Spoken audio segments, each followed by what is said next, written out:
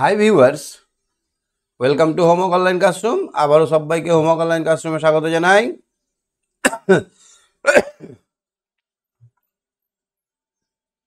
এসো আমরা দেখি ক্লাস 5-এর পঞ্চম শ্রেণীর ক্লাস 5-এর আমাদের পরিবেশ বিষয়ের আর একটুখানি পড়াশোনা। আগের দিন আমরা কি দেখছিলাম? রক্ত কিভাবে চলাচল করে, তারপরে আমরা কিভাবে ওষুধ খেলে সেই অসুখটা ভালো হয়ে যায়। এরকমভাবে আমরা দেখছিলাম রক্ত চলাচলটা। আজকে আমরা তারপরে কন্টিনিউ করব। পেজ নাম্বার আমার বই অনুযায়ী 37। তোমরা বের করে নাও, তোমাদের বই কত হবে দেখো, মানবদেহের চ্যাপ্টার থেকে। দেখো এখানে দেখো তো, স্টেথোস্কোপে, এইটা হচ্ছে হৃদযন্ত্র মাপার যন্ত্রের নাম। পরীক্ষায় প্রশ্ন আসবে আমাদের হৃদযন্ত্রর গতিবেগ মাপা হয় কিসের সাহায্যে? তার মানে স্টেথোস্কোপ। উত্তর হবে স্টেথোস্কোপ হচ্ছে হার্টের গতিবিধি মাপার যন্ত্র।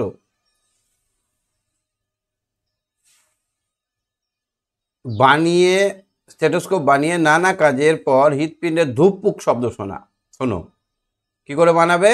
আমরা দেখেছিলাম একটা ফানেল নিয়ে সুন্দর করে এটা স্টেথোস্কোপ বানানো, একটা পাইপ দিয়ে সুন্দর করে স্টেথোস্কোপ বানানো, এই ফানেল দিয়ে।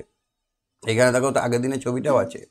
এখানে একটা ফানেল লাগিয়ে তাতে একটা পাইপ দিয়ে দেবো, পাইপের এখানে দুটো লাগিয়ে দেবো আঠা দিয়ে, দু কানে যেন ঢোকে। এখান থেকে দুটো পাইপ ছোট হয়ে এক জায়গায় যেন মিশে যায়, নিয়ে এখান থেকে আঠা দিয়ে একটা কক বা ফানেল এভাবে বানিয়ে নিয়ে আমরা হৃদযন্ত্রের ধুকপুকটা মাপবো, হার্টটা মাপবো। দেখি আমার সঙ্গে সন্তোষ চলে এসছে। হ্যাঁ সুকন্যা, শুনতে পাচ্ছ?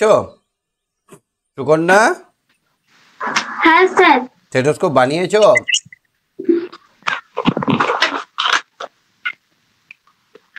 স্টেথোস্কোপ বানিয়েছো? না। পারবে না বানাতে? হ্যাঁ।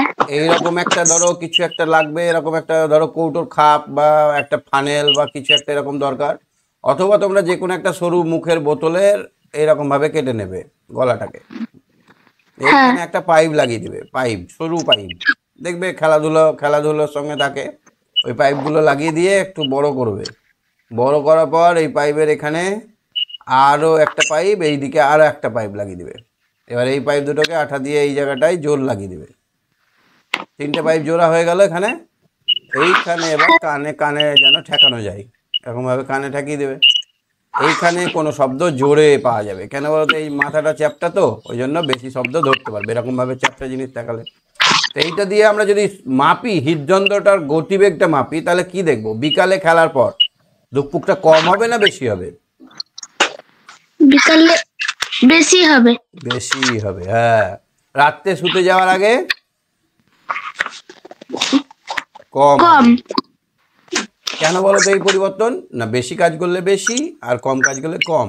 আমরা যেহেতু খেলাধুলো করলাম, অনেক বেশি অক্সিজেন লাগলো, আর অক্সিজেনটা পৌঁছে দিল রক্ত, আর রক্তটাকে পৌঁছে দিল হৃৎপিণ্ড।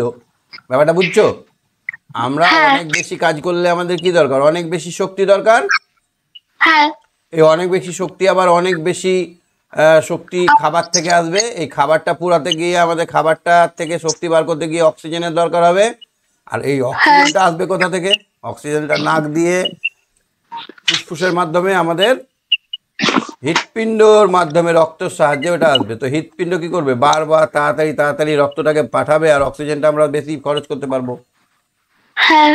সেই জন্য আমাদের ধুকপুকটা বেশি। কেন পরিবর্তন হলো তাহলে? আমাদের কাজ করার জন্য বেশি শক্তির প্রয়োজন হয়। যখন আমরা কাজ করি তখন আমাদের বেশি শক্তির প্রয়োজন হয়, বেশি অক্সিজেনের প্রয়োজন হয়, আর এই অক্সিজেন আমাদের রক্তে পৌঁছে দেয়, আর রক্তকে আমাদের পৌঁছে দেয় হৃৎপিণ্ড। তাই হৃৎপিণ্ড শব্দটা বেড়ে যায়, দুক দুক দুক দুক দুক দুক দুক দুক করে। ছুটে এসে যদি মাপো তো মনে হবে যে হাতটা একবার বেরিয়ে চলে এলো, ধক ধক ধক ধক ধক ধক করে। অসুখ হলে রক্ত পরীক্ষা করে কেন? অসুখ হলে রক্তে অক্সিজেনের মাত্রাটা দেখে, অক্সিজেনটা কেমন আছে, তারপরে কোনো জীবাণু আছে কিনা, কোনো জার্ম আছে কিনা, এগুলো দেখার জন্য আমরা রক্তটাকে পরীক্ষা করি। কি করবে বলো তো? এখানে সিরিঞ্জ দিয়ে একটু রক্ত নিয়ে নেবে, ওই রক্তটার ভেতরে এইটা থাকলে এই হয়, ধরো তোমার রক্ত এ বি সি ডি কোনটা হবে? রক্ত তো 4 রকমের হয়, এ বি আর ও আর একটা বি, এই 4 রকমের রক্ত হয়। এ বি আর বি আর ও, এই 4 রকমের রক্ত হয়। এবার এদের আবার পজিটিভ নেগেটিভ আছে, A positive A negative, A B positive A B negative, B positive B negative. তো এই রক্তর গ্রুপ করতে গেলেও আমাদের রক্ত পরীক্ষা করতে হয়। রক্তর গ্রুপ করার পর এবার দেখা গেল যে যদি টাইফয়েড থাকে তাহলে একটা কিছু জিনিস দিলে, যেটা যারা পরীক্ষক তারা জানে, কিছু একটা মেশালে টাইফয়েড থাকলে গোল হয়ে যাবে, রক্তটা জমাট বেঁধে যাবে। তখন যখন রক্তের মধ্যে ওই জিনিসটা দেওয়া হয় তখন দেখা গেল গোল হয়ে গেল, মানে তখন ওরা বলে দেবে যে তোমার টাইফয়েড হয়েছে। ধরো ডেঙ্গুর জন্য একটা জিনিস মেশানো হয়, ডেঙ্গুর জন্য যদি রক্তে মেশালাম, যদি ওটা গোল হয়ে যায় তাহলে জানতে হবে ডেঙ্গু হয়েছে। আর যদি না হয় ডেঙ্গু, তাহলে ওখানে গোল হবে না, দলা বাঁধবে না, জমাট বাঁধবে না। বুঝতে পেরেছো? হ্যাঁ মানে রক্তের স্যাম্পেলটাকে একটা টেস্ট টিউবে নিয়ে ওতে বিভিন্ন রকমের রিয়েজেন্ট দেওয়া হয়, রিয়েজেন্ট উৎসেচক, যাতে রক্তটা জমে যায়। বিভিন্ন রকম টেস্ট হলো, একটু এই রক্তটাকে একটু নিয়ে তাতে টাইফয়েড দেওয়া হলো, এই রক্তটাকে আর একটু নিয়ে এখানে এখানে ম্যালেরিয়া দেখা হলো, এই রক্তটাকে একটু নিয়ে আরও যেগুলো জীবাণু আছে সবগুলোর ওষুধ দিয়ে দানা কোনটায় বাজছে দেখা হয়। বুঝলে? হ্যাঁ স্যার। চলো, বাতাসে ওড়ে জীবাণু। তাহলে আমরা যে নিঃশ্বাস নিলাম, আমরা যদি এখানে যদি একটা বড় ক্যামেরা বা এখানে যদি লাইট থাকে এই দিক থেকে, তাহলে দেখবে ঝুরঝুর ঝুরঝুর করে ধুলোর মতো ঢুকছে। দেখবে জানলার সামনে হুম হুম করবে, দেখবে দেখবে ধুলো বেরোচ্ছে মনে হচ্ছে নাক দিয়ে, না? দেখেছো এরকম? হ্যাঁ জানলায় ধুলো ঝুরঝুর ঝুরঝুর করে পড়ছে, এরকম দেখেছো? হ্যাঁ স্যার। তাহলে বাতাসে অনেক জীবাণু কিন্তু মিশে আছে। এই জীবাণুগুলো আমরা নাকের মধ্যে দিয়ে নিচ্ছি, কিন্তু আমরা কিচ্ছু হচ্ছে না কেন বলো তো? আমাদের কোনো কিছুই হচ্ছে না কেন? কারণ আমাদের শরীরের ভেতরে একদম আছে, মিলিটারি আছে রক্তের ভেতরে। যেই জীবাণু যাচ্ছে dude dude dude dude dude করে মেরে দিচ্ছে। নাক দিয়ে ঢুকলো, অল্প একটু ঢুকেছে। যখন আমাদের শরীরটা দুর্বল হয়ে যায় তখন এই মিলিটারিদের শক্তি থাকে না, তখন জ্বরের জীবাণু ঢুকলো, ডুক ডুক করে মারলো, জ্বরটাই হাবি হয়ে গেল, মানে জ্বরটাই সৈন্যদেরকে হারিয়ে দিল, তখন আমাদের জ্বর হয়ে যায়। ব্যাপারটা বুঝলে একটু? হ্যাঁ স্যার। তাহলে আমাদের ভেতরে অলরেডি সেনাবাহিনী আছে, প্রোটেক্টর আছে, জীবাণু ধ্বংসকারী সব ব্যবস্থা আছে। এবার নাক দিয়ে যদি হঠাৎ করে জীবাণু ঢুকে যায়, সেই জীবাণুটাকে এই জীবাণু ধ্বংসকারী যারা আছে তারা কি করে মেরে দেওয়ার চেষ্টা করে। তখন কি হয়, যদি জিতে যায় তাহলে জীবাণু মরে গেল, আর যদি এরা মরে যায়, সৈন্যবাহিনীরা মরে যায়, তাহলে জীবাণু হাবি হয়ে গেল, তখন জ্বর হয়ে গেল, নাক দিয়ে জল পড়তে লাগলো, হাঁচি শুরু হয়ে গেল। হুম। রাস্তায় খুব ধুলো, কাল থেকে অনন্ত কাকুর জ্বর, এবারে ধুলোর জন্য তার হাঁচি শুরু হলো। কাকু ব্যস্ত হয়ে মুখে রুমাল দিয়ে, আমি দেখবা কদিন আগে হাসছিলাম না? হ্যাঁ স্যার। হ্যাঁ, নইলে তার মুখ থেকে বাতাসে ইনফ্লুয়েঞ্জা আর বা অন্য কোনো অসুখের জীবাণু চলে যাবে। তাহলে এই যে এখানে বাতাস আছে, ধরো এই বাতাসে আমি হাঁচি ফেললাম, তাহলে আমার মুখ থেকে লালা ছোট ছোট কণা, দেখতেই পাবো না, এত ছোট ছোট কণা চলে এলো বাতাসে। এবার এই বাতাসটা উড়তে উড়তে গিয়ে দেখা গেল সুকন্যার নাকে ঢুকে গেল, তাহলে সুকন্যারও হয়ে যাবে অসুখটা। এই জন্যই তো আমাদের নাকে রুমাল দিয়ে কি করা উচিত, হাঁচি কাশি চাপা করা দেও। উচিত। হ্যাঁ, হাঁচবার সময় বা হাঁচি পড়ার সময় নাকে উফ উফ পড়া উচিত, তাই না? হ্যাঁ স্যার। ঠিক। নাহলে আমাদের জীবাণুটা বেরিয়ে চলে যাবে, আবার রাস্তাঘাটে সবাইকে হয়ে যাবে, ছড়িয়ে যাবে রোগ। এই জন্য তো আমরা এই যখন করোনা ছিল তখন আমরা একটা প্রোটেকশন নিয়েছিলাম, কি বলতো? মা। হ্যাঁ, নাক মুখ ঢেকে মাস্ক পরে নিয়েছিলাম। পরেছিলা তুমি? হ্যাঁ স্যার। সবাইকে পরতে হয়েছিল, নাক মুখ ঢেকে মাস্ক পরতে হয়েছিল। এই মাস্ক পরা ভালো না খারাপ? ভালো। এখনো পরা উচিত, রাস্তাঘাটে বেরোলে এখনো পরা উচিত। কারণ কে কখন হাঁচি ফেলে দিয়েছে, কার কোথা থেকে জীবাণু বেরিয়ে গেছে আর বাতাসে উড়ছে, সেটা নাক দিয়ে হুড় হুড় করে ঢুকছে। এবার আমাদের শরীরে হতেই পারে দুর্বল আছে সেই অসুখটাকে মারার সৈন্যবাহিনী, তখন যদি অসুখটা হাবি হয়ে যায় তখন আমার জ্বর হয়ে যাবে, সেই অসুখটা হয়ে যাবে। সেই জন্য আমাদের নাক মুখটা হচ্ছে দরজা, মুখ দিয়ে নাক দিয়ে ঢুকে যায়, সেই জন্য নাক মুখটাকে ঢেকে চলাই উচিত। আচ্ছা, সুভাষ ক্লাসে এসে কথা বললো, শেষে জানতে চাইলো বাতাসে আর কোন কোন জীবাণু থাকে। দিদিমণি বলেন অনেক রোগের জীবাণু থাকে, যেমন যক্ষা। যক্ষা মানে কাশতে কাশতে গলা দিয়ে দগদগে রক্ত বেরোবে, যক্ষা। টিবি খুব মারাত্মক, ফুসফুস দিয়ে আমরা শ্বাস নিই আর ছাড়ি, ফুসফুসেই যক্ষা রোগ হয়। তাহলে যদি যেখানে অক্সিজেনটা গ্রহণ করছি এই ফুসফুসেই যদি আমার অসুখ হয়ে যায় তাহলে তো আমরা অক্সিজেনটা নিতে পারবো না, তখন আমাদের শরীরটা একদম রোগা হাড় কিটকিটে হয়ে যাবে। আমরা যদি খুব রোগা হয়ে যায় হঠাৎ করে, ডাক্তার কিন্তু যক্ষা রোগের জীবাণু চেক করে। তবে আগেকার দিনে যক্ষা হলেই মানুষ মরে যেত, আর এখন যক্ষা হলে মানুষ মরে না। এর জন্য ডট হ্যাঁ আছে, ডট, DOT, ডট পদ্ধতিতে চিকিৎসা হয়। 15-20 দিন ধরে একটা ওষুধ দেবে, ওটা রোজ খেতে হবে, তাহলে এই যক্ষা রোগের জীবাণুটা ভালো হয়ে যাবে। আচ্ছা, ওষুধ ব্যাপারটা কি বলো তো? আমাদের ধরো আমাদের শরীরে তো মিলিটারি আছে, আর্মি আছেই। হ্যাঁ এই আর্মিরা ধরো জীবাণুদেরকে পারলো না, আর জ্বর হয়ে গেল, জ্বর। তার মানে কি ভেতরে হ্যাঁ জ্বরের জীবাণু আছে। এবার বাইরে থেকে কিছু আর্মি ঢোকানো হলো, ট্যাবলেট। এই ট্যাবলেটের ভেতরে কি আছে? জ্বরের জীবাণুর আর্মি আছে, জ্বরের জীবাণুর হ্যাঁ আর্মি আছে। ও গিয়ে কি করলো? আর্মি জ্বরের গুলোকে মারলো, এদিকে শরীরের আর এদিকে ট্যাবলেটের, দুটো মিলে জ্বরটাকে ধ্বংস করে দিল, বুঝলে?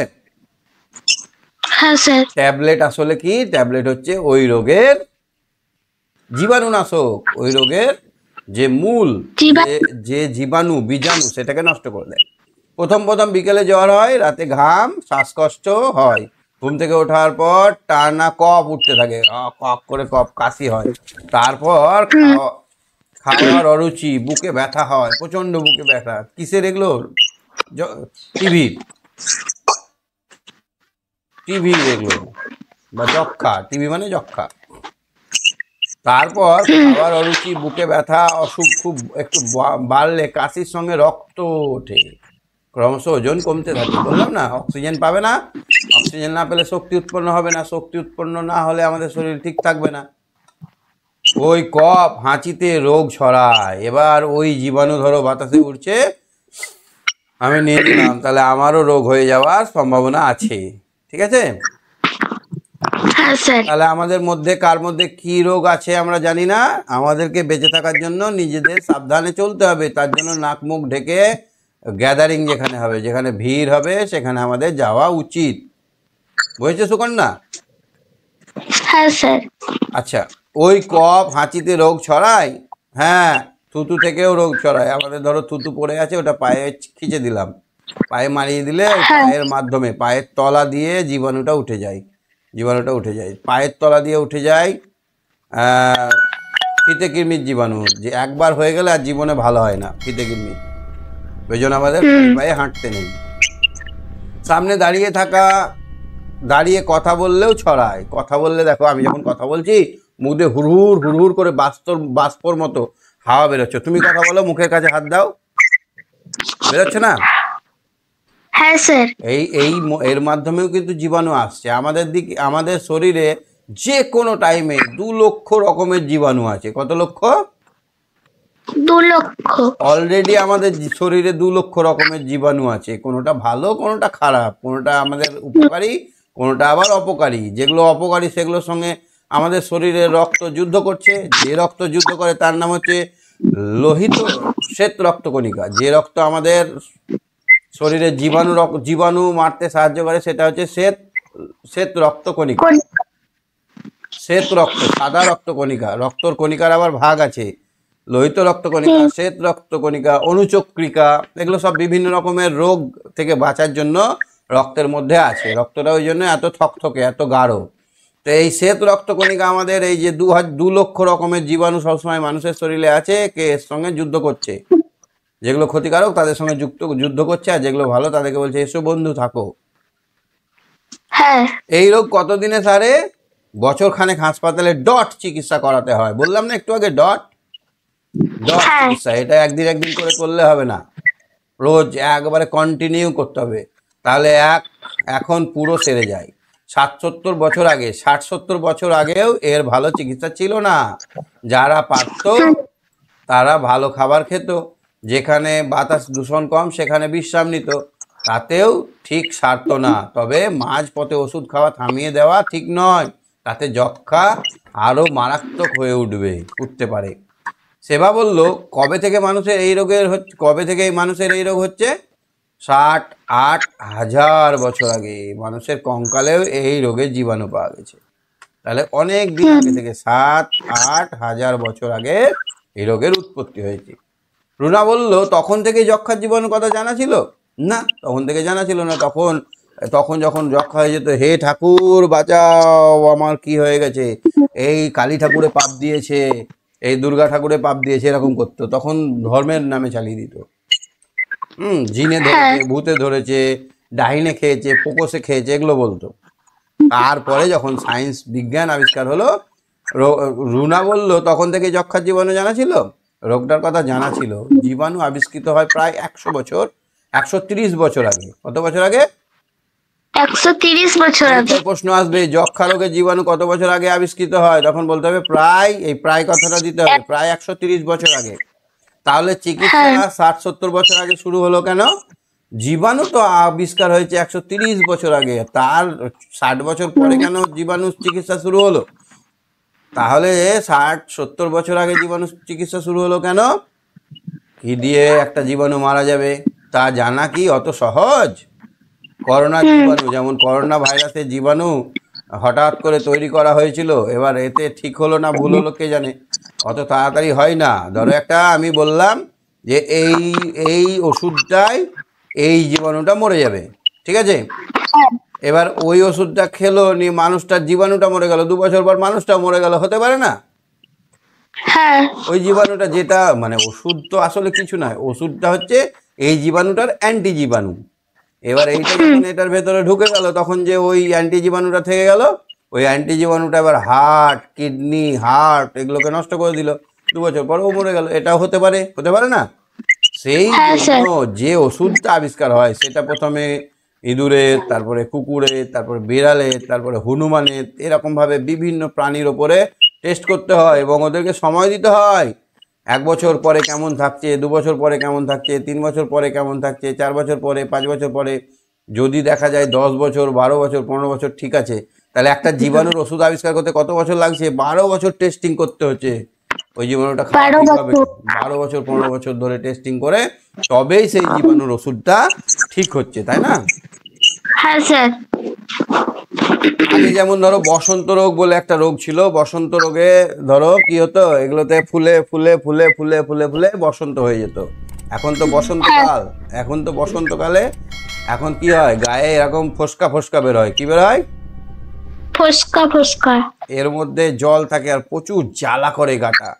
তো এইটার জীবাণুটা ধরো যখন আবিষ্কার হলো, আগে তো ভাবতো যে এগুলো কি হয়েছে কি হয়েছে, তারপরে এটা ভাবলো যে কোনো ঠাকুরের পাপ লেগেছে, তারপরে ভাবলো যে ও এই কাজ করেছিল, ওই চুরি করেছিল বলে এটা হয়েছে।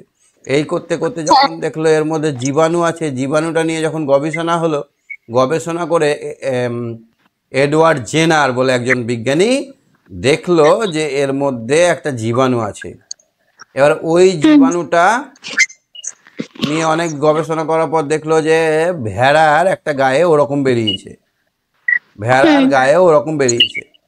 এবার দেখলো যে ওই ভেড়ার গায়ের জীবাণুটা একটা গোয়ালা যে ভেড়ার দুধ দুইতে আসে তার হাতে লেগে যায়। একটা গরুকে ওইটা হয়েছে, নিয়ে দেখছে ওই ভেড়ার জীবাণুটার, এই ভেড়ার যে ওই আঠালো চচ্চড়েটা, সেটা গরুর গায়ে গিয়ে গরুর কিন্তু এটা ভালো হয়ে যাচ্ছে বসন্ত রোগটা। হ্যাঁ তখন এইটা থেকে গবেষণা করতে লাগলো যে এইটা কি তাহলে কুকুরের ভালো হবে, মানুষের ভালো হবে, ভেড়ার ভালো হবে। এই করতে করতে করতে করতে যখন মানুষের উপর প্রয়োগ করা হলো, দেখা গেল মানুষের ভালো হয়ে গেল। এই থেকে বসন্ত রোগের টিকা আবিষ্কার হয়ে গেল। হ্যাঁ কি বলো তো, টিকা মানে কি, আমার শরীরটা সুস্থ আছে তো, এই সময় আমার ভেতরে কয়েকটা বসন্ত রোগের জীবাণু ঢুকিয়ে রেখে দিল, বসন্ত রোগের জীবাণু ঢুকানো থাকলো। এবার বসন্ত যেই আসবে সেই ওই ভেতরের জীবাণুগুলো একটা রেজিস্ট্যান্স তৈরি করে নেবে। এই জীবাণুটা ঢোকানোর ফলে আমাদের দেহে একদল আর্মি তৈরি হয়ে গেল, একজন ফৌজ তৈরি হলো। যখন জীবাণুটা আসবে তখন ওই ফৌজগুলো অ্যাক্টিভ হয়ে যাবে। হ্যাঁ স্যার। করোনা ভাইরাসের টিকা মানে কি, করোনা ভাইরাসের টিকা আমাদের ভেতরে ভরে দেওয়া হলো, ভরে খুব অল্প পরিমাণে দেওয়া হলো, যাতে আমাদের ভেতরে করোনা হলো, করোনা হওয়ার পর করোনা থেকে বাঁচার জন্য আমাদের রক্তটা তৈরি হয়ে গেল, রক্তে এক প্রকার কি তৈরি হলো, ফৌজ তৈরি হয়ে গেল, একটা আর্মি তৈরি হয়ে গেল। মানে টিকা বা ওই যে ভ্যাকসিন, ভ্যাকসিন মানে এটাই যে অল্প পরিমাণে দেওয়া হয় শরীরে, যাতে ওই জীবাণুর অ্যান্টি জীবাণু তৈরি হয়ে থাকে। তাহলে পরে যখন ওই জীবাণু ঢুকতে যাবে তখন ওরা গিয়ে বাধা দেবে অ্যান্টি জীবাণুটা। হুম। তীর্থর খুব চিন্তা হলো, বাতাসে যে যক্ষার জীবাণু ওর শরীরে ঢুকে যায়, যদি যায় 1 বছর ধরে ওষুধ খেতে হবে। তৃপ্তি মাসি নার্স পাশের বাড়িতেই থাকেন, একদিন মাসিকে এ বিষয়ে জিজ্ঞেস করলো। মাসি বললেন, জীবাণু সারা শরীরেই কম বেশি আছে, সবার শরীরেই কম বেশি আছে, আবার শরীরের মধ্যেই তার প্রতিরোধ ব্যবস্থা আছে। তাহলে সবার শরীরেই জীবাণু আছে, আর সবার শরীরের মধ্যে প্রতিরোধ করার ক্ষমতাও আছে, তাই না? হ্যাঁ স্যার। তাহলে লোকের যক্ষ্মা কেন হয়? অনেকে ধুলো ধোঁয়া ভরা বাতাসে থাকেন, খুব পরিশ্রমও করেন, ঠিকমতো খান না, ফলে প্রতিরোধ ব্যবস্থা ঠিকমতো গড়ে ওঠে না। আমার শরীরে প্রতিরোধের ব্যবস্থা ঠিকমতো হয়েছে? হয়েছে। তোমার বিসিজি টিকা দেওয়া আছে। তাহলে কি টিকা দেওয়া আছে? বিসিজি টিকা। তোমরা যখন জন্ম হয়েছিল তখন বিসিজি বলে একটা টিকা দেওয়া আছে। এইটা হচ্ছে যক্ষ্মা। এই যক্ষ্মাটা শরীরে ঢুকিয়ে দেওয়া হয়েছিল। এবার ঢুকিয়ে দেওয়ার সময় তুমি ওয়ে ওয়ে করে কেঁদেছিলে, আর একটু জ্বর জ্বরও হয়েছিল। জ্বর জ্বর মানে ভেতর ভেতর যক্ষ্মা রোগটা ঢুকলো। ওই যক্ষ্মা রোগকে আমাদের শরীরে একদম একদম অল্প পরিমাণে ঢুকিয়েছিল। এই আমাদের শরীরের বিভিন্ন রকমের এই মিলিটারিগুলো, এই প্রতিষেধকগুলো, প্রতিরোধকগুলো এই যক্ষ্মা রোগটাকে মেরে ফেলে দিয়েছে। আর একদল তৈরি হয়ে আছে যক্ষ্মা রোগের বিপরীতে কাজ করার জন্য, যক্ষ্মা রোগকে দমন করার জন্য একদল তৈরি হয়ে আছে আমাদের শরীরে। হ্যাঁ। এবার ওরা বসে আছে, এবার যক্ষ্মা এলেই ওরা হচ্ছে যক্ষ্মার জন্য মারার জন্য, একদম প্রফেশনাল যক্ষ্মা মারা। একদল তৈরি আছে টিটেনাসকে মারা। এরকম ভাবে বিভিন্ন রকমের জীবাণু আমাদের মধ্যে ঢুকিয়ে আমাদের শরীরটাকে শক্ত করে দেওয়া হয়, পোক্তা করে দেওয়া যায়। ওই জীবাণু যদি আর ঢোকে আর কোনো কাজ হবে না। বুঝেছো? হ্যাঁ। আমি নিজে টিকা দিয়েছি। তখন মাসি কি বললো, যে আমি তোমাকে নিজেই টিকা দিয়েছি বিসিজি। এমন সময়ে স্বপ্নার মা এসে বললেন, মেয়ে কাল রাত থেকে বমি আর পায়খানা করছে, একেবারে ঘোলা জলের মতো। তৃপ্তি মাসি বললেন, নুন চিনির জল খাওয়ান, নুন চিনি জল খাওয়ান, ওর শরীরে নুন আর জলের কমে যাচ্ছে। তাহলে দেখো, আমাদের যদি বারবার পাতলা পায়খানা হয় তাহলে কি হবে? আমাদের শরীর থেকে, আমাদের শরীরের 90 ভাগ জল, আমাদের শরীরের 90 ভাগ জল। এবার জল যদি কমে যায় তাহলে আমাদের শরীরের কার্যক্ষমতা কমে যাবে না? রক্তটা কি হবে? থকথকে হয়ে যাবে, আমাদের হৃৎপিণ্ডটা চুপসে যাবে, কিডনিটা শুকিয়ে যাবে। এরকমভাবে জল যদি কমে যায় তাহলে আমাদের এগুলো শুকিয়ে যেতে পারে। নালি যেগুলো আছে, ধরো নালিটা এতটা ফাঁক ছিল, জল কমে গিয়ে একদম কমে গেল ফাঁকটা, তাহলে কি হবে? আমাদের অনেক অসুবিধা হতে পারে। সেই জন্য যদি পাতলা পায়খানা বমি হয় তাহলে আমাদের কি খেতে হবে? নুন চিনির জল বা ORS। ওআরএস খেতে হবে। হ্যাঁ, পরীক্ষায় প্রশ্ন আসবে, আমাদের শরীর থেকে জল বেরিয়ে গেলে আমরা কি খাবো? তখন বলতে হবে ORS। এই তো গ্রীষ্মকাল আসছে, এখন সবাই গ্লুকন্ডি খাবে। গ্লুকন্ডিও আর কিছু নাই, ORS এরই মতো। নিজেরাও বানিয়ে নিতে পারো জল, নুন চিনি জল। নুন অল্প একটু নুন, 1 চিমটি নুন, এমনি করে তুলে যতটা উঠবে নুন, 1 চামচ চিনি আর জল। একদম মিষ্টি করে সিরাপের মতো খাওয়ার দরকার নাই। আগে সেটা পূরণ করুন। জলটা 20 মিনিট ফুটিয়ে ঠান্ডা করে নিন। 1 গ্লাস ফোটানো জলে 1 চামচ চিনি আর 1 চিমটে নুন দেবেন। এটাই বাড়িতে তৈরি ORS। তাহলে বাড়িতে ORS তৈরি করব কি করে? জলকে ফুটিয়ে নেব, জলকে গরম করে নেব, তাতে 1 গ্লাস জল ফোটান, 1 চামচ চিনি আর 1 চিমটে, মানে একটা চিমটি মেটে যতটা লবণ উঠবে, অল্প। এটাই বাড়িতে তৈরি ORS। মাঝে মাঝে কয়েক চামচ করে খাইয়ে দেবেন। দূষিত জল পান করায় ওর এই বিপত্তি। তাহলে এই রোগটা কি করে হয়েছে? খারাপ জল খেয়ে। কি করে হয়েছে? খারাপ জল খেয়ে, জীবাণুযুক্ত জল খেয়ে। আমরা দেখি অনেক সময় ঘুরতে যাই, মেলা দেখতে যাই, সেখানে একটু ডক ডক ডক ডক ডক ডক করে জল খেয়ে নিলাম। ওখানে গেলাম, ডক ডক ডক ডক করে জল খেয়ে নিলাম। এই 5 রকম জল খেয়ে কোন জলে যে জীবাণু আছে, সেই জীবাণুটা গিয়ে পেটে গিয়ে চুঁচা শুরু হয়ে গেল। তারপর থেকে শুরু হয়ে গেল পাতলা পায়খানা। তাহলে এই পাতলা পায়খানা বা বমি রোগটা কিসের? জল ঘটিত রোগ। কি ঘটিত? জল গঠিত। আগেকার দিনে এইরকম রোগ হলে গোটা গ্রাম মরে যেত। গোটা গ্রামকে গ্রাম উজাড় হয়ে যেত। আগে এটাকে বলা হতো কলেরা বা ওলা ওঠা। কেন বলতো মরে যেত? আগেকার দিনে তো এত টিউবওয়েল, সাবমার্সিবল ট্যাপ ছিল না, তখন একটা পুকুর ছিল। এই পুকুরে একজনের পাতলা পায়খানা বমি হচ্ছে, ওই পুকুরের পাড়ে গিয়ে পায়খানা করছে, পায়খানার জলটা পুকুরের জলের সঙ্গে মিশছে। নিয়ে কি হচ্ছে হ্যাঁ বলতো, ওই জায়গাটা পুরো দূষিত জল হয়ে গেল। আর একজন হ্যাঁ গিয়ে ওখানে টুপ টুপ করে স্নান করছে, মুখ ধুচ্ছে, আর একজন কলসিতে করে বাড়ি নিয়ে এসে খাচ্ছে, তাহলে এই জীবাণুটা সবারই পেটে চলে গেল না? হ্যাঁ এই জন্য পুকুর পাশের চারিদিকে জীবাণু তৈরি হয়ে যেত, জীবাণুর বাসা বাঁধতো, তখন টুকুত টুকুত করে সব মরে যেত। যখন হুম দেখলো যে জল থেকে এই জীবাণু হয়, তখন কি হলো, আর পুকুরের জল আমরা ব্যবহার করি না, আমরা এখন কলের জল ব্যবহার করি। কল তো প্রত্যেকের বাড়িতেই আছে, বা আমরা মানে বিশুদ্ধ পানীয় জল ব্যবহার করি, তার ফলে এখন আর কলেরা রোগটা নেই।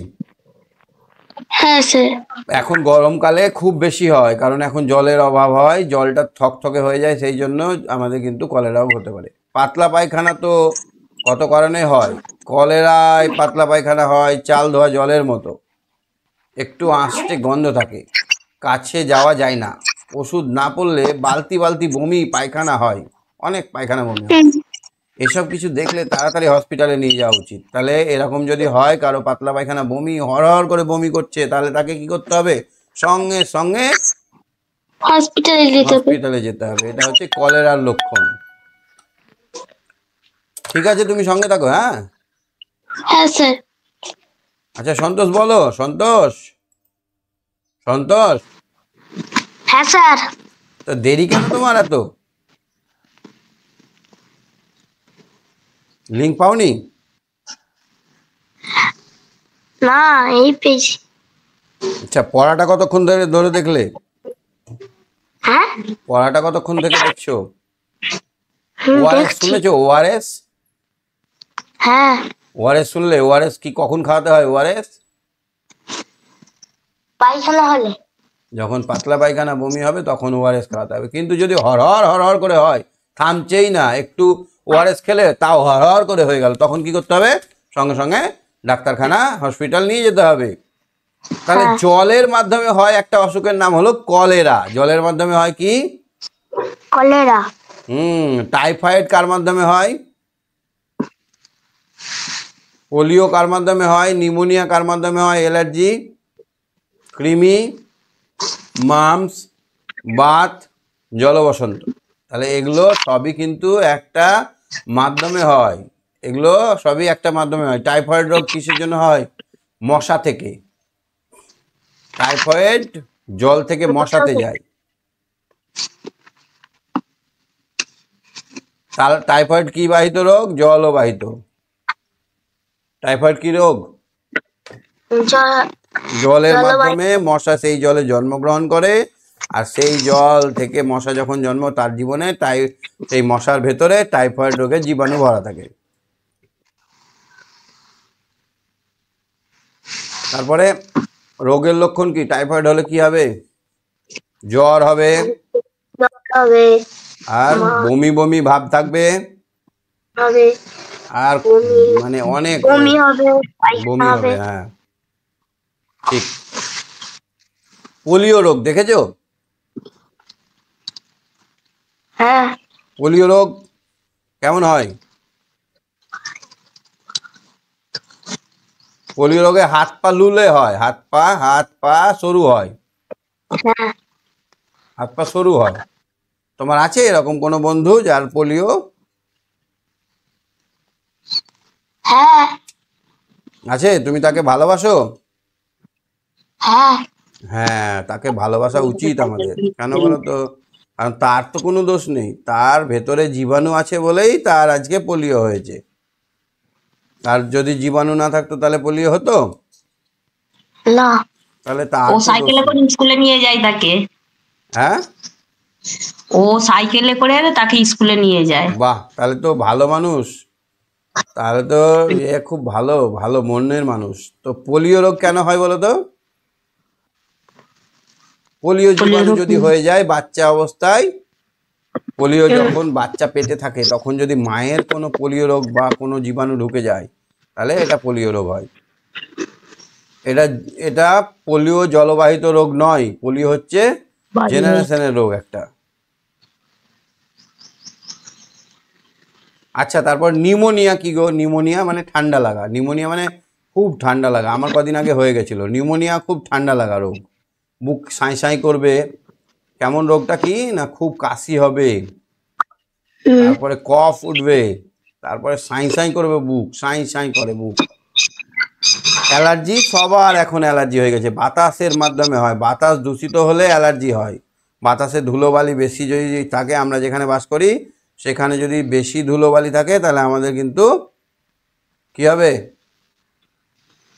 অ্যালার্জি হয়ে যেতে পারে।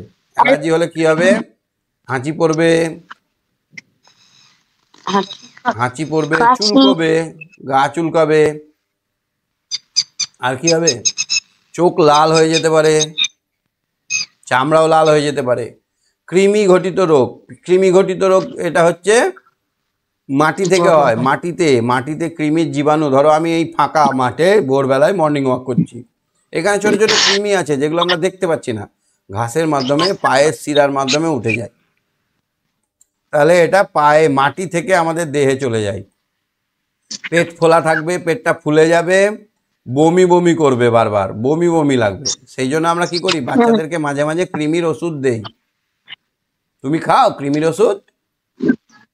হ্যাঁ। কৃমির ওষুধ খেতে হয়, কৃমির ওষুধ খেলে অনেক কৃমি যেগুলো থাকে সেগুলো মারা যায়। মামস, মামস কি গো, বাচ্চাদের গায়ে ছোট ছোট ঘামাচির মতো বেরোয়, কিসের মতো, গাল গলা ফুলে যায়। গলা গলা ফুলে ফুলে যেতে পারে, যায়। হ্যাঁ গলা ফুলে যায়। ঠান্ডা লেগে যায়, প্রচুর ঠান্ডা, ঘামাচির মতো হয়, গলা ফুলে যায়। এটা কেন হয় রোগটা, ঠান্ডা সিজন চেঞ্জের সময় হয়, এটা বাতাসের মধ্যে জীবাণুটা বেশি হয়ে গেলে হয়। এখন কিন্তু হওয়ার খুব সম্ভাবনা। বাতটা হচ্ছে হাড়ের রোগ, বাত মানে হচ্ছে হাড়ের রোগ। দেখবে অনেক সময় বয়স্ক লোকেরা হাঁটতেই পারে না, কেন বলো তো, দুটো হাড়ের মধ্যে যে জয়েন্ট থাকে, এই দুটো হাড়ের মধ্যে ধরো জয়েন্ট আছে, এই জয়েন্টে যে লিকুইড বা তেল থাকতো, মোবিল যেটা থাকতো, সেটা শেষ হয়ে গেছে, হেঁটে হেঁটে হেঁটে শেষ হয়ে গেছে, তাহলে কি হবে, হাড়ে হাড়ে ঘষা লাগে, তখন প্রচুর ব্যথা হয়, এইটাকে বলা হয় বাতের ব্যথা। জলবসন্ত রোগটা কি না, এই বসন্তকালে আমাদের গায়ে ছোট ছোট বা ফোসকা ফোসকা গুটি গুটি বেরোয়, সেগুলোর মুখে আবার পুঁজ পুঁজ থাকে, এইগুলো হলে আমাদের গায়ে কিন্তু দাগ দাগ হয়ে যায়। এই সময় ঠান্ডা লাগানো যায় না, বেশি ঠান্ডা লাগালে বেশি হয়ে যায়।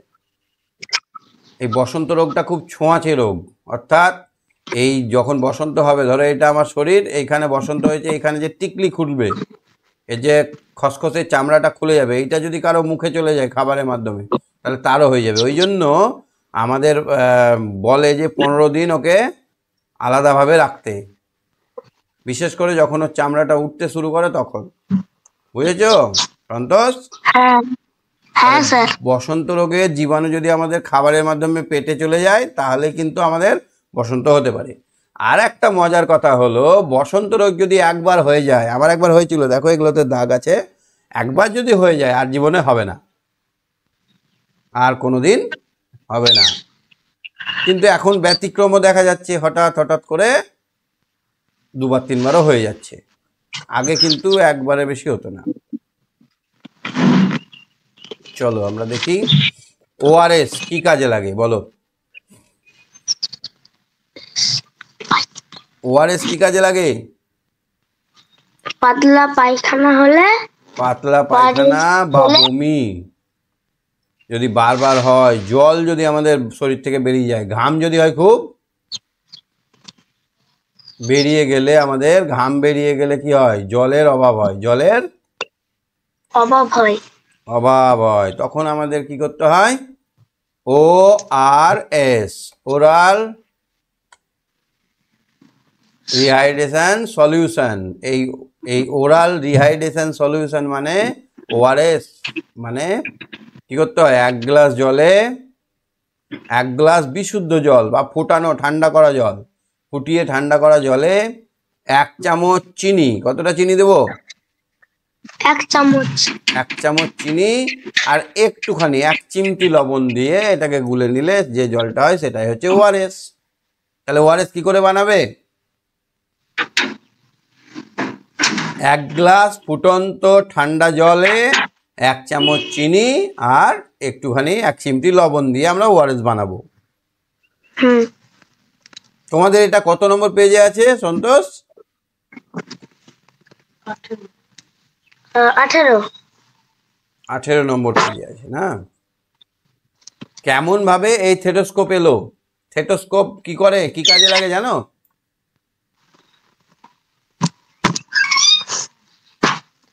বুকের ধুকপুকি মাপতে, শব্দ শোনে।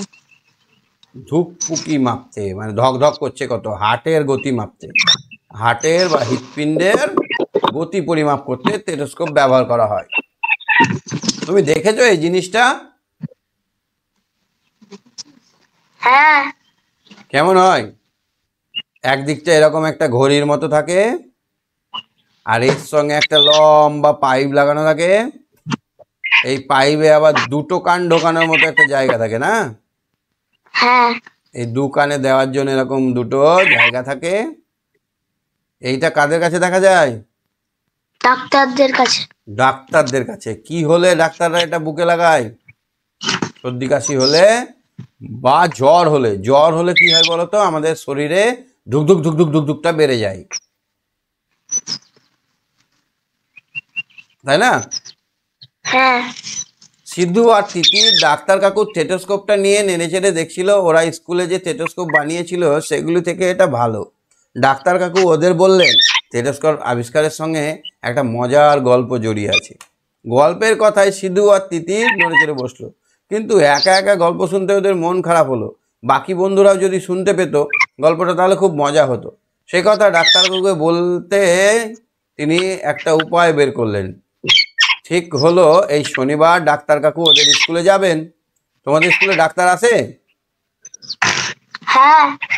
হ্যাঁ, তেমনি ওদের শনিবার স্কুলে ওদের ডাক্তার কাকুকে যাবেন, ক্লাসে সবাইকে শোনাবেন টেটোস্কোপ আবিষ্কারের গল্প। শনিবারে ডাক্তার কাকু স্কুলে এলেন, সবার বানানো টেটোস্কোপগুলো দেখলেন, খুব ভালো বললেন। ওনার টেটোস্কোপটাও সবাইকে দেখলো, সবাই দেখলো। তারপর ডাক্তারবাবু গল্পটা শুরু করলেন। আজ থেকে 200 বছর আগে, বেশি 200 বছরেরও বেশি বছর আগে রেনে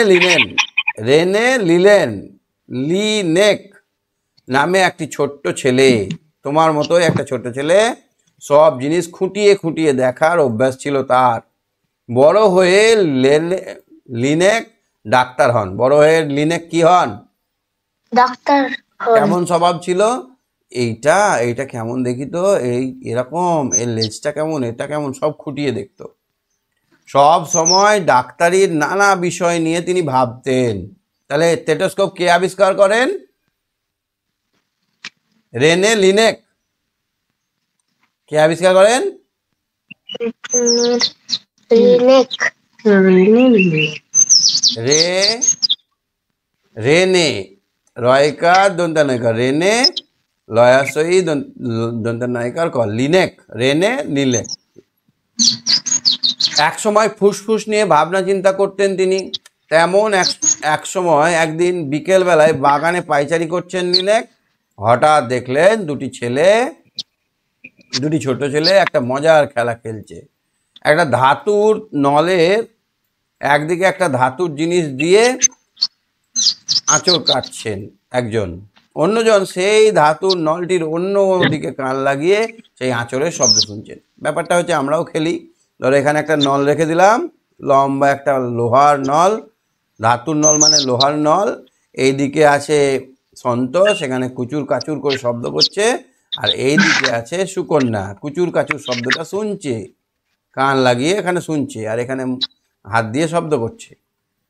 এইভাবে দুজনে ফিরিয়ে ফিরিয়ে সেই খেলাটা খেলছে। একবার ই আঁচড় কাটছে, ই শুনছে, আর একবার ই আঁচড় কাটছে, ও শুনছে।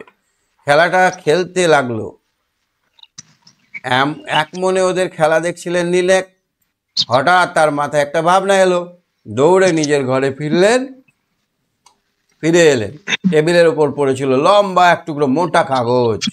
কাগজকে গোল করে পেঁচালেন লিনেক, তা দিয়ে লম্বা সরু একটা নল বানালেন, ঝুললেন আঠা দিয়ে। তাহলে এই কাগজ ছিল একটা, এরকম লম্বা একটা কাগজ ছিল, মোটা কাগজ, সেইটাকে গোল করে নিয়ে কি করলেন, একটা নল বানালেন, এখানে আঠা দিয়ে দিলেন।